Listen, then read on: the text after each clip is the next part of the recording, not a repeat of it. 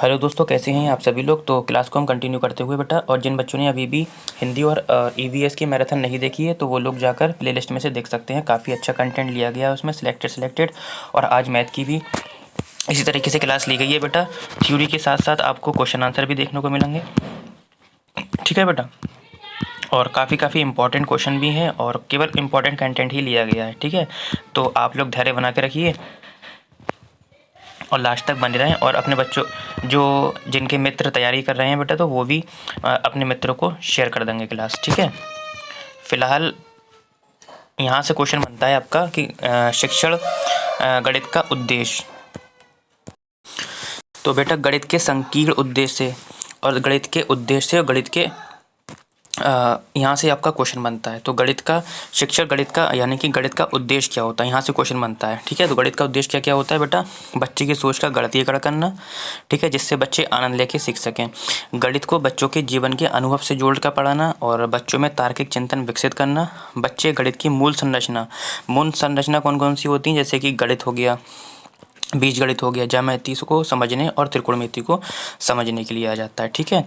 उसके बाद संकीर्ण उद्देश्य और व्यापक उद्देश्य आपके दो क्वेश्चन बनते हैं, तो यहाँ समझ लीजिए।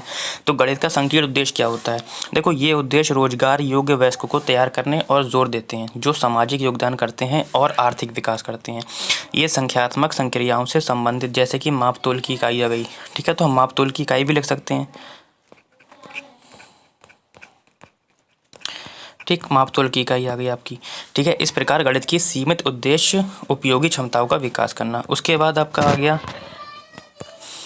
व्यापक उद्देश्य से क्वेश्चन बनते हैं कि व्यापक उद्देश्य में क्या आता है। इसे हम उच्च उद्देश्य भी बोलते हैं, जैसे कि गणितीय रूप से सोचें, तार्किक चर्चा करें, विश्वासों के लिए तार्किक निष्कर्ष खोजें या अमूर्तता को समझें या किसी समस्या का समाधान खोजें या बाल संसाधनों का विकास करें, ठीक है। तो अब हम पढ़ते हैं एनसीएफ 2005। यहाँ से आपको क्वेश्चन देखने को मिलेंगे, ठीक। यहाँ से देखो, सभी बच्चों में संख्यात्मक सुनिश्चित करना प्राथमिक शिक्षा का सार्वभौमिक का एक महत्वपूर्ण पहलू है, ठीक है। इस स्तर से प्रगति मूर्त से अमूर्त की ओर होना चाहिए, ठीक है, मूर्त से अमूर्त की ओर। देखो सीधी सीधी लाइन आपको एग्जाम हॉल में मिलेंगी, तो ये लाइनें जो हैं ये इंपॉर्टेंट है। कहता है कि आकार, स्थानिक समझ, पैटर्न, माप जैसे गैर संख्या क्षेत्रों को प्रोत्साहित करें और डेटा को हैंडलिंग करें। गणितीय पहेलियाँ समस्या समाधान कौशल में क्या करती हैं, मदद करती हैं। बच्चे गणित से डरने के बजाय उसका आनंद लेना सीखते हैं। बच्चे महत्वपूर्ण गणित सीखते हैं, गणित सूत्रों से कहीं बढ़कर हैं, ठीक है। बच्चे गणित को ऐसी चीज़ के रूप में देखते हैं जिसके बारे में बात की जा सकती है, जिससे संवाद किया जा सकता है, आपस में चर्चा करें, साथ मिलकर काम करें, ठीक है। इसी क्रम में बच्चे अर्थपूर्ण समस्याएं प्रस्तुत करते हैं और उनका समाधान करते हैं। बच्चे रिश्तों को देखने, संरचनाओं को देखने, तर्क करने के लिए अमूर्तन का उपयोग करते हैं। बच्चे गणित की मूल संरचना, अंगणित, बीजगणित, ज्यामिति को समझते हैं, ठीक है। त्रिकोणमिति, स्कूली गणित के मूल विषय क्षेत्र सभी के पद्धति प्रदान करते हैं, जैसे कि रुकावट, संरचना और सामान्यीकरण के लिए। शिक्षक हर बच्चे को कक्षा में इस विश्वास के साथ शामिल करते हैं कि हर कोई गणित सीख सकता है, ठीक है। ये पॉइंट आपको ऑप्शन में मिलेंगे जो मैंने लिखे हुए हैं, ठीक है। विजुअलाइजेशन और प्रतिनिधित्व ऐसे कौशल हैं जिन्हें विकसित करने में गणित मदद कर सकता है। सभी सीखना द्वंद्वात्मक संचार की बजाय खेल के माध्यम से होता है, ठीक है। तो किसके माध्यम से होता है, खेल के माध्यम से होता है।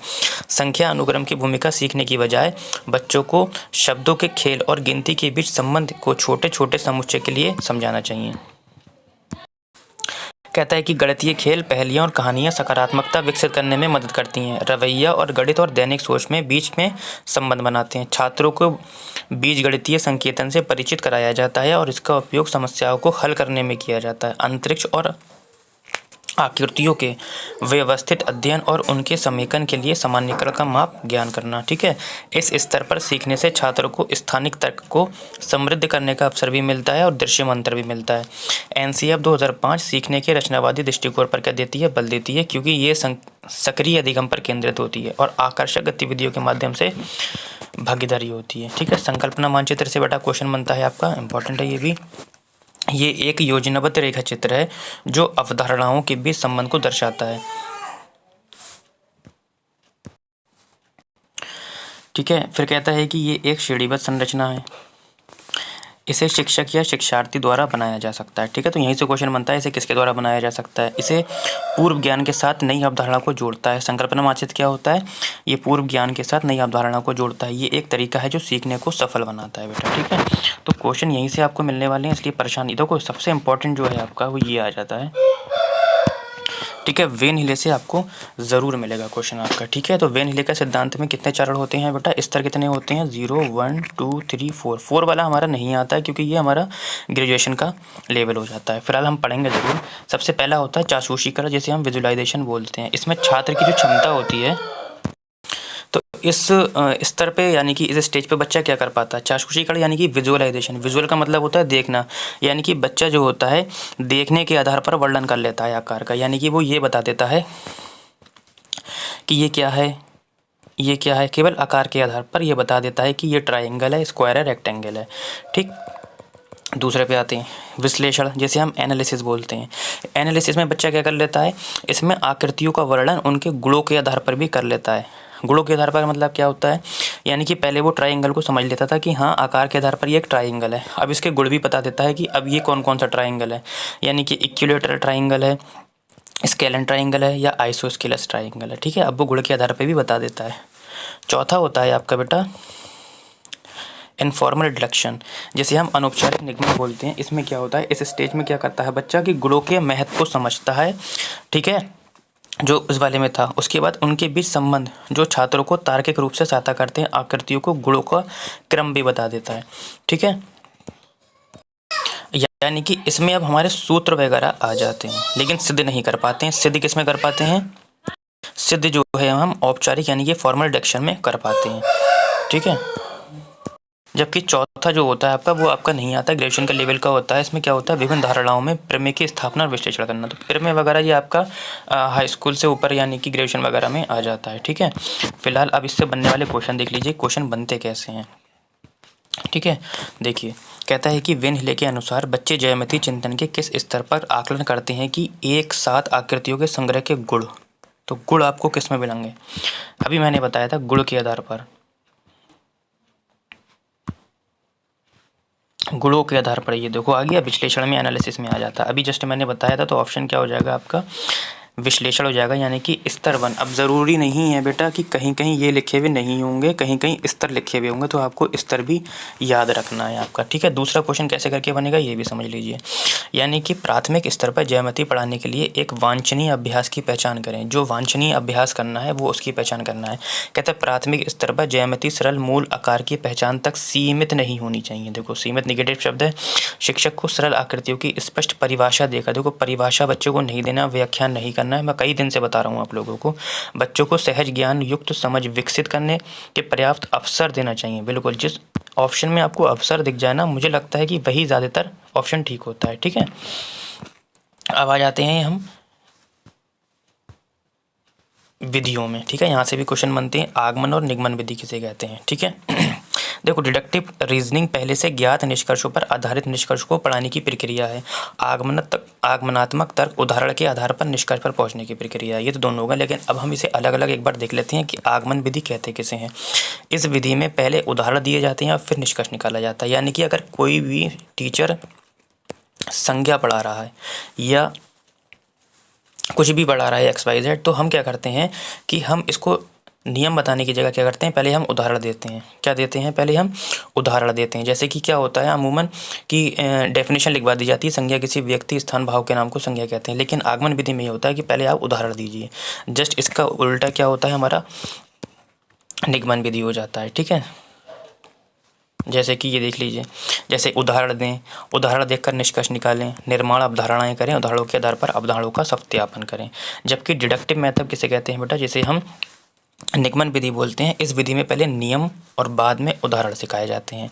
ये सामान्य विशेष तक अमूर्त से मूर्त तक अवधारणाओं को अधिकतम नियमों का पालन करता है। ठीक है, निगमनात्मक चरण कैसे होता है, जैसे अवधारणा का ज्ञान प्रदान करें, विभिन्न उदाहरणों में अवधारणा का उपयोग करें, अवधारणाओं की सच्चाई का परीक्षण करें और अन्य उदाहरणों का हवाला देकर अवधारणा की क्या करें बेटा, सच्चाई सत्यापन करें।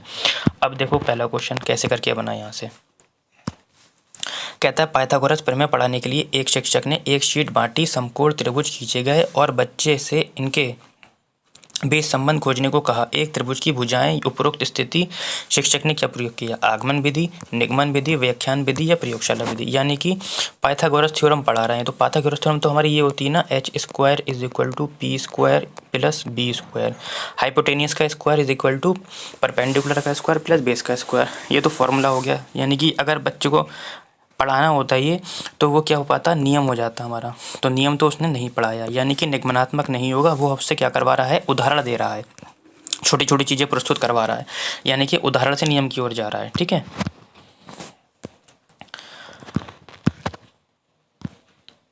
यहाँ से बनता है क्वेश्चन आपका बेटा जियो बोर्ड से। क्या होता है जियो बोर्ड, ये देख लेते हैं बेटा। जियो बोर्ड क्या होता है ये देख लेते हैं एक बार। ये एक वर्गाकार बोर्ड होता है जिसमें कीलें लगी होती हैं, जैसे कि ये कीलें लगी हैं, देखो ये कीलें लगी होती हैं। रबड़ बैंड के माध्यम से ज्यामितीय माप के उपयोग के साथ संख्यात्मक अवधारणाओं को समझने के लिए बनाया जाता है। ठीक है, तो यहीं से ये जो पॉइंट हैं आपके लिए यही इंपॉर्टेंट है, इस बात का आपको याद रखना है। अब एक से देखो क्वेश्चन बनता है। ठीक है, ये केवल इंपॉर्टेंट चीज़ें ली गई हैं आपके लिए। कहता है कि ये एक प्राचीन गणितीय तंत्र है। ये आमतौर पर लकड़ी या प्लास्टिक का एक फ्रेम होता है जिसे छड़ें होती हैं उन पर स्वतंत्र रूप से फिसलने वाले मोतियों के साथ। ये जैसे कि मोती हैं, इसी पे काउंटिंग की जाती है। अब यहाँ से जो क्वेश्चन पूछता है कि ये किसके लिए प्रयोग किया जाता है, ये जोड़ घटाव गुणा की अवधारणा, भाग भिन्न वर्गमूल स्थानीय ज्ञान आदि बनाए जा सकते हैं बहुत आसानी से समझने के लिए। तो यहीं से क्वेश्चन बन जाता है आपका ऑप्शन में। ठीक है, ग्राफ पेपर से क्वेश्चन बनता है, देख लेंगे आप प्रीवियस ईयर का क्वेश्चन उठा के।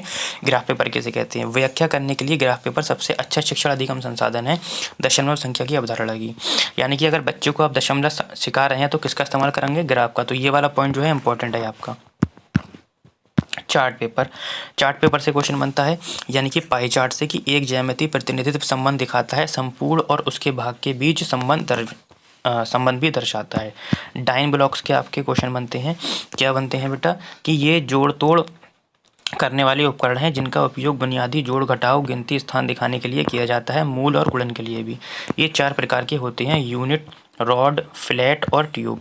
इन इकाइयों छड़, दसियों, फ्लैट, सैकड़ों और घन हजारों का प्रतिनिधित्व करते हैं। 3 आयामी शिक्षण सहायक सामग्री क्या होती है, जैसे कि ये साधन वास्तविक चीज़ों की समझ प्रदान करते हैं। ठीक है, 3 डायमेंशनल जिसे बोलते हैं, जैसे कि ये है और ये है आपका। जैसे कि वास्तविक वस्तुएं हो गई, नमूने और मॉडल हो गया, कठपुतलियाँ हो गई आपकी। ठीक है, उसके बाद यहाँ से क्वेश्चन बनता है कि गणित का लंबा आकार टॉल शेप क्या होता है। इसके बारे में बहुत बढ़िया क्वेश्चन बनता है कि गणित का लंबा आकार वे है जहाँ किसी एक विषय में महारत हासिल करना गणित के आने वाले संप्रदाय को सीखने के लिए किया जाता है आपका। ठीक है, सिर्फ वो करा रहा हूँ जो इम्पोर्टेंट है आपके एग्जाम के। अब देखो यहाँ से आपके क्वेश्चन शुरू हो जाते हैं कि किस किस तरह कैसे आते हैं। सारे के सारे बेटा प्रीवियस ईयर के क्वेश्चन हैं आपके। ठीक है, कहता है कि प्राइमरी कक्षाओं में बच्चे गणित में क्या सीखते हैं, इसका आकलन नहीं करना चाहिए, ध्यान केंद्रित करना किस पर, गणितीय अवधारणाओं की समझ, गणितीय भाषा का विकास, गणित की समस्याओं को उत्तर देने में शुद्धता या तर्क कौशल का विकास। ठीक है, तो अब आपको लगता होगा सर तर्क कौशल भी ठीक है, ये तो नहीं होगा, गणितीय भाषा नहीं होगी। तो अभी आप पीछे सीधा नहीं, सॉरी गलत हो गया, तर्क कौशल का विकास, हाँ ये तो नहीं होगा। हमें क्या करना है कि इस आकलन नहीं करना चाहिए, किस का आकलन नहीं करना चाहिए, ध्यान केंद्रित करना। देखो हमसे गलत हो गया, ऐसे ही आपसे भी हो सकता है, आप इसका ध्यान रखेंगे। गणितीय अवधारणाओं की समझ ये आपको करना चाहिए, गणितीय भाषा का विकास भी करना चाहिए, तर्क कौशल भी करना चाहिए, लेकिन गणित की समस्याओं के उत्तर में शुद्धता, उत्तर से हमें कोई मतलब नहीं है, चाहे वो किसी भी सेक्शन का क्वेश्चन हो आपके लिए। कहता है कि अनपढ़ दुकानदार द्वारा प्रयोग किया गया गणित कैसा होता है, गणित की कक्षा में उपयोगी नहीं है।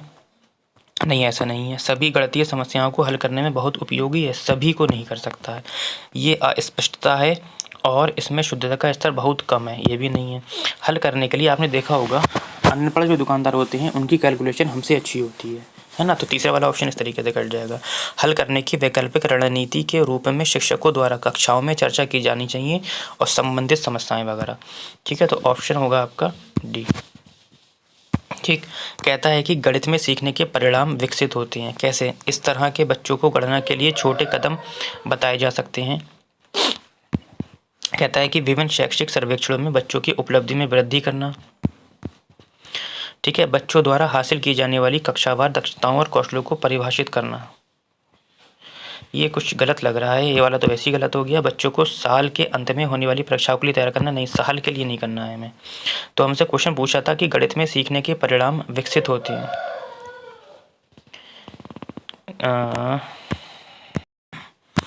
देखो, साल के अंत में हो गया, परिभाषित करना हो गया आपका, है ना। बच्चों द्वारा हासिल की जाने वाली कक्षावार दक्षताओं और कौशलों को परिभाषित करना, हाँ तो यही होगा आपका परिभाषित करना, ठीक है। बच्चों की जो हासिल की जाने वाली कक्षावार दक्षताएं हैं और कौशल हैं उनको क्या करेंगे, परिभाषित करेंगे आप, ठीक है। चौथा कहता है आपका कि कक्षा में होने वाली निम्नलिखित में से कौन सी एक गतिविधि है। देखो, गतिविधि वो होती है जिसमें बच्चा खुद इन्वॉल्व होता है, तो ऐसा ऑप्शन ढूंढिए आप। योग करने का तरीका समझाती है वो शिक्षक, तो यहाँ तो शिक्षक इन्वॉल्व है। तुकबंदी के रूप में गिनती सुनाने वाले बच्चे, तो ये गतिविधि नहीं है तुकबंदी के रूप में। ब्लैक बोर्ड से नकल करते बच्चे, अन्वेषण में लगे बच्चे। देखो, अन्वेषण में क्या होता है, बच्चे लगे हुए होते हैं ग्रुप के हिसाब से, अलग अलग भी लगे हो सकते हैं, तो इसमें बच्चा खुद इन्वॉल्व होता है, बच्चों को अवसर दिया जाता है बेटा, ठीक है। अब देख लीजिए यहाँ पर, देखो, लिखित भाषा, लिखित प्रतीक, जोड़, मॉडल, स्थिर चित्र, बोली जाने वाली और वास्तविक दुनिया की स्थितियाँ या संदर्भ गणितीय सोच को प्रदर्शित करने के 5 तरीके हैं, ठीक है। शिक्षार्थी को संख्या और गणना के साथ समस्या होने पर वे अक्षमता से अवगत है, जैसे डिस्कैलकुलिया, ठीक। प्राथमिक स्तर पर गणित की एक अच्छी पाठ्यपुस्तक में क्या क्या होना चाहिए, ये देख लीजिए आप, बहुत इच्छा है। यहाँ से क्वेश्चन मिलेंगे, कहता है कि ये बहुत कठिन और बड़ी नहीं होना चाहिए, बिल्कुल कठिन नहीं होना चाहिए। अवधारणाओं को संदर्भ के माध्यम से पेश किया जाना चाहिए, क्योंकि इससे स्पष्ट विचार मिलते हैं, विषय और छात्रों में कम भ्रम पैदा होता है। पुस्तक में हल की गई समस्याओं के साथ साथ आकृतियाँ, रेखा चित्र भी क्या होते हैं बेटा, शामिल होते हैं, ठीक। अब फिर से क्वेश्चन आ गए आपके, देखिए,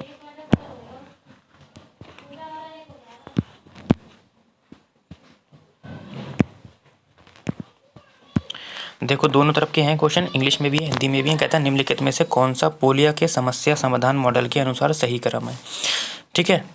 कहता है समस्या को समझना, योजना तैयार करना। तो देखो, पहले समस्या को समझा जाता है बेटा, ठीक है, उसके बाद योजना तैयार करना, दोनों में, ठीक है। फिर पुनः जांचना या योजना को कार्यान्वित करना, तो पुनः जांचना नहीं बेटा, योजना को क्या करना, कार्यान्वित करना। ऑप्शन नंबर क्या हो जाएगा आपका, बी हो जाएगा, ठीक है। इसी क्रम में हम आगे बढ़ते हैं। कहता है कि निम्नलिखित में से कौन सा गणित में अवधारणाओं की प्रकृति के संदर्भ में सत्य नहीं है। कहता है अमूर्त प्रकृति, श्रेणीबद्ध प्रकृति, तर्कसंगत या मूर्त। तो अभी आपने स्टार्टिंग में पढ़ा था कि बच्चों को मूर्त के हिसाब से, यानी कि कॉन्क्रीट इन नेचर में पढ़ाना चाहिए, अभी आपने जस्ट पढ़ा था, ठीक है।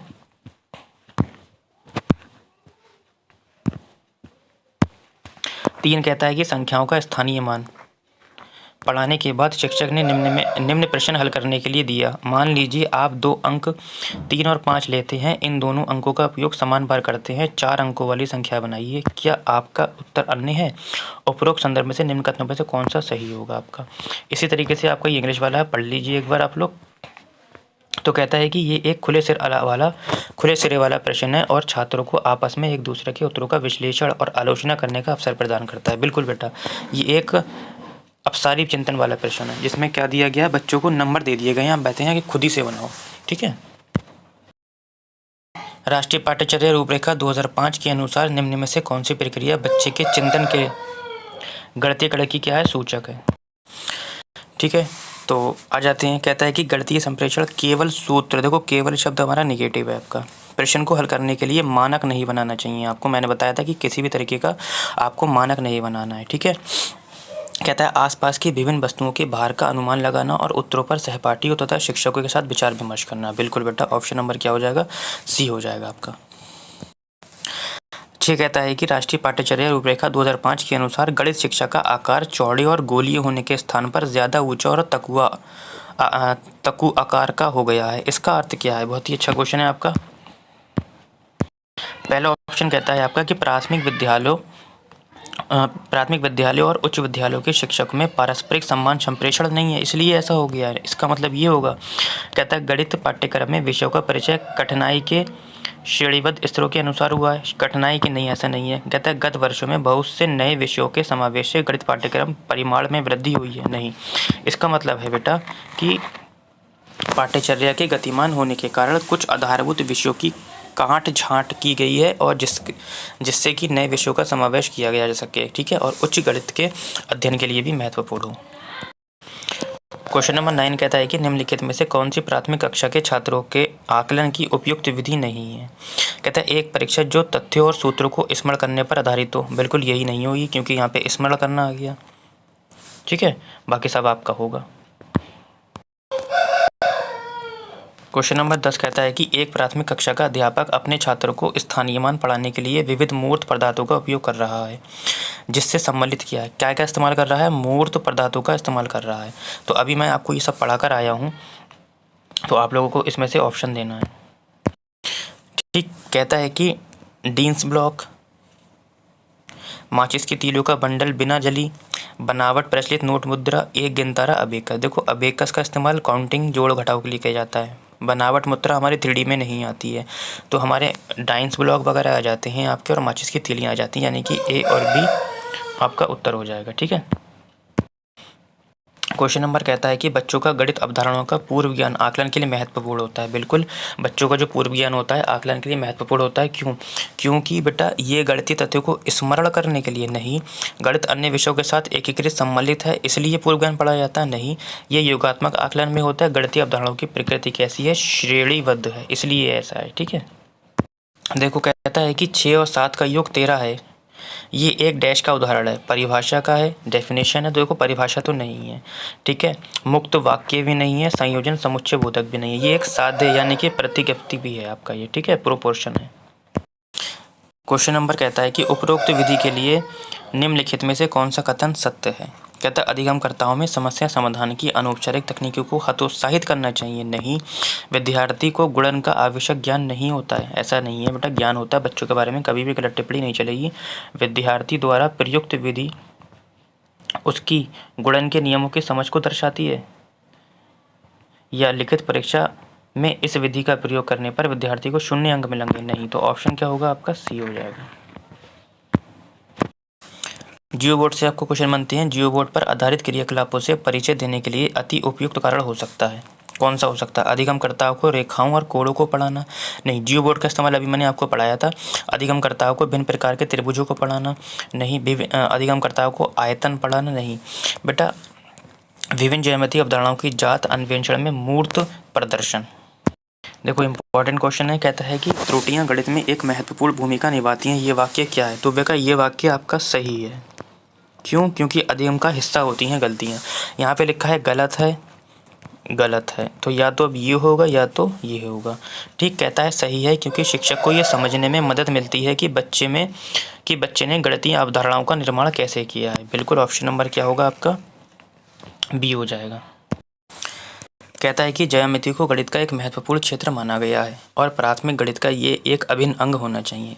ऐसा इसलिए होता है क्योंकि सभी छात्र ज्यामिति में अच्छे अंक प्राप्त कर सकते हैं। अच्छे अंक प्राप्त करने के लिए नहीं होता है कोई भी सब्जेक्ट। ज्यामिति गतिविधि उन्मुख है और खेलने का समय देती है, ऐसा नहीं है कि समय देती है। कई प्रसिद्ध गणितज्ञों ने ज्यामिति के विकास में सहयोग दिया है, नहीं। ऑप्शन होगा कि ज्यामिति के अनुभव दैनिक जीवन में अधिगम और गणितीय विचारों अवधारणाओं के अधिगम में दृश्यकरण की क्या करते हैं? सहायता करते हैं। 25 कहता है कि कक्षा 1-2 में राष्ट्रीय पाठ्यचर्या रूपरेखा 2005 की दृष्टि से गणित के शिक्षण और अधिगम के लिए निम्नलिखित में से कौन सही है? कलन विधि देखो आगे आपका कलन विधि गलत होता है आपका। कहता है कक्षा 1 और 2 में केवल मौखिक प्रश्न ही हल किए जाते हैं, देखो ये भी गलत हो गया। कहता है गणित को अन्य विषयों जैसे भाषा, कला और पर्यावरण अध्ययन आदि के साथ समाकलित किया जाता है। बिल्कुल ऑप्शन सी हो जाएगा आपका। 28 कहता है कि बच्चों के गणितीय चिंतन के आकलन के लिए निम्न प्रश्नों में से कौन सा अत्यंत उपयुक्त है? ठीक है, तो सबसे उपयुक्त वो होगा जिसमें आपका अपसारी चिंतन वाला प्रश्न होगा, यानी कि खुला अंत वाला प्रश्न होगा आपका। ठीक है, कहता है कि इसको इससे गुणा करो, तो खाली गुणा करेगा बंधंत वाला। यदि एक फल की कीमत इतनी है तो आप इतने में कितना खर्च करेंगे, ये भी नहीं होगा। यदि इतने को 4.25 या 25 को 0-1 के बीच की किसी संख्या से गुणा किया जाए तो गुणनफल इतना के कम या अधिक होगा, स्पष्ट कीजिए। बिल्कुल सी वाला आपका ऑप्शन हो जाएगा। 30 कहता है रेहाना गणित की एक अच्छी अध्यापिका बनना चाहती है। गणित की अच्छी अध्यापिका बनने के लिए उसमें डैश होना चाहिए। क्या होना चाहिए ये बताना है आपको। कहता है छात्रों को गणित ओलंपियाड के लिए तैयार करना, नहीं। संकल्पनात्मक समझ, गणितीय का ज्ञान, बिल्कुल। ऑप्शन नंबर क्या हो जाएगा आपका, वास्तविक जीवन से संबंधित क्षमता। ठीक है, देखो प्रीवियस ईयर के क्वेश्चन है, ये भी इंपॉर्टेंट है आपका। कहता है प्राथमिक कक्षा में, गणित कक्षा में भिन्नों की अवधारणा को, यानी कि भिन्नों की अवधारणा को पढ़ाना है, तो क्या करना चाहिए। विद्यार्थियों के समक्ष भिन्नों पे इबारती सवाल देना चाहिए, 1/2 1/4 के निरूपित करने के लिए चार्ट दिखाना चाहिए, या संख्या चार्ट पर भिन्न निरूपित करनी चाहिए। नहीं बेटा, आपको कागज मोड़ने की क्रियाकलापों में क्या करना चाहिए, सममित आयताकार पट्टियों एवं वृत्तीय वृत्ताकार कटआउट के साथ करना चाहिए। क्वेश्चन नंबर 42 कहता है कि निम्नलिखित में से कौन सा गणित के शिक्षण एवं अधिगम की प्रक्रिया से संबंधित नहीं है। ठीक है, कहते हैं अमूर्तन, अन्वेषण, ऑप्टिमाइजेशन या रटकर याद करना। तो सही, सिंपल सी बात है, रटकर याद करना। ठीक है, इसी तरीके से आपका ये वाला एक प्रश्न है कि निम्नलिखित में से कौन सा पोलिया, ये तो हो गया आपका पोलिया वाला। ठीक है बेटा, तो आज के लिए इतना ही। आपको क्लास कैसी लगी कमेंट सेक्शन में ज़रूर बताएं।